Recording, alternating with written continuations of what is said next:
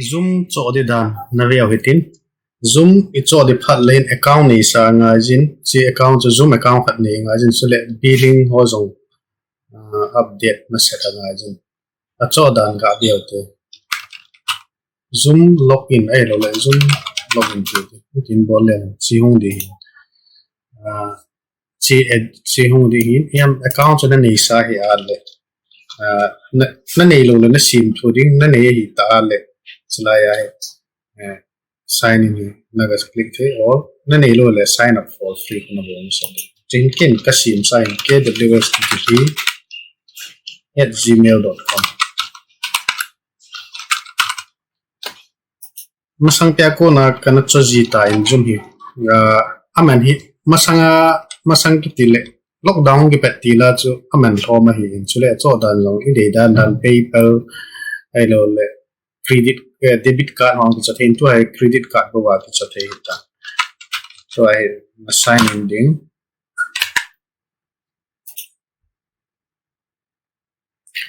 naga sign in pet le hun nang profile hi ta hin om ding hi slide ne normal nang si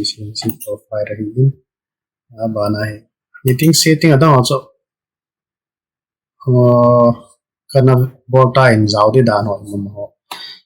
chi so aling kan koi ding in anoi ja select button na jo tin sila hin na chi di hi la hin account management and chil chun tu ai zoom cho go no hin zoom cho lang in billing a chi di billing na chi phala chila current plan aban hin pending plan billing information invoice history chila hi na cho sa hi ala la in invoice ho chi ti pa naum ki chila ya from na status ti pa sing to hin current plan and chi la upgrade account ya hi chi upgrade account chila ya hin host hi tam ta chu stay hi ni jong la on tu ai ki so go hi host khat do ding hin pro hi ni so di hi la khat na I cho dinga le 13,000 per month hi ding hi in sorry 1,300 per month ding hi in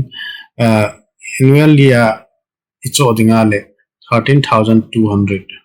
per annually hui di chu ipm tia le lakhat khana I bola le hin amen tam zo ya ji hi na monthly choosing in ten use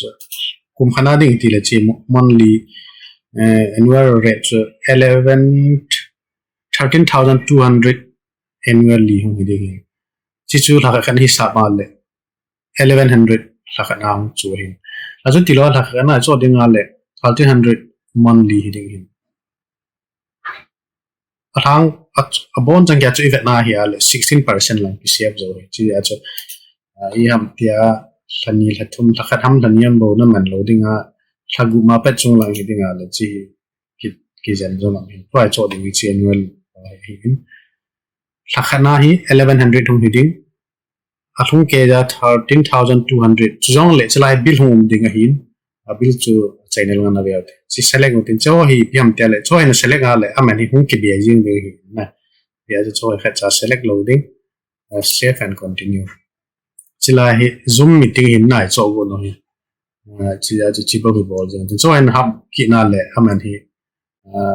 ai lo le chi hi yam ta ola net num le chi na bo sa hin skip this step selection chi cho na ni min na hin so kya hong kya in tin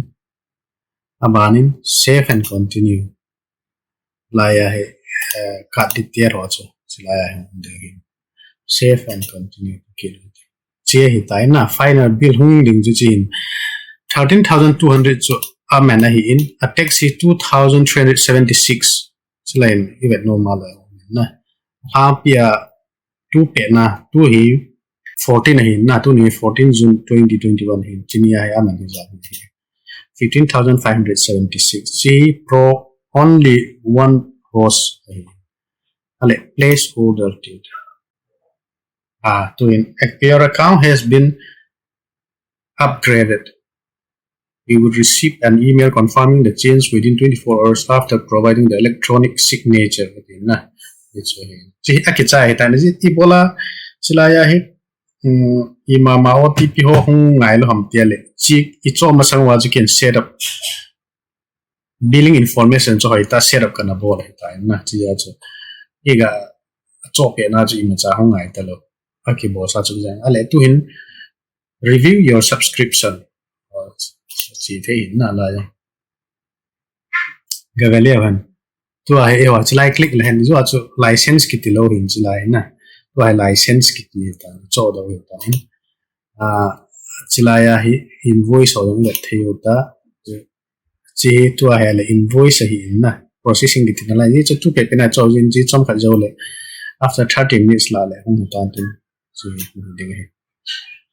current plan chi ki le jo chu upgrade ki ti uma hin tu a he pi mang le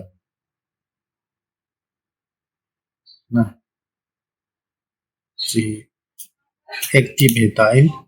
amount amen che hi za the hi in text puma 15 lang ron wa next invoice 20 to 14 mama khat ding ai la je wa 14 June 2022 le edit chi hung ki khat ding hin sima sanga chu si cancel plan or edit plan I bolo na gai ki he to ti lo wa le automatic amount renew information chan pi li wa hi chan chu hin tin to hi zuma ke profile jun ga chi le si ke profile ni lai ima zo si meeting yo si mo si share up board hin setting ai si waiting room on the ham ai lo le participant on share board ham share thelo de ham ti ho zo si zo la hai live stream effects control zo si ang la kan setting ki wa to nia zum cho na chan chu hin tin at so pi yum diu ta sa na hin he wa zo si cho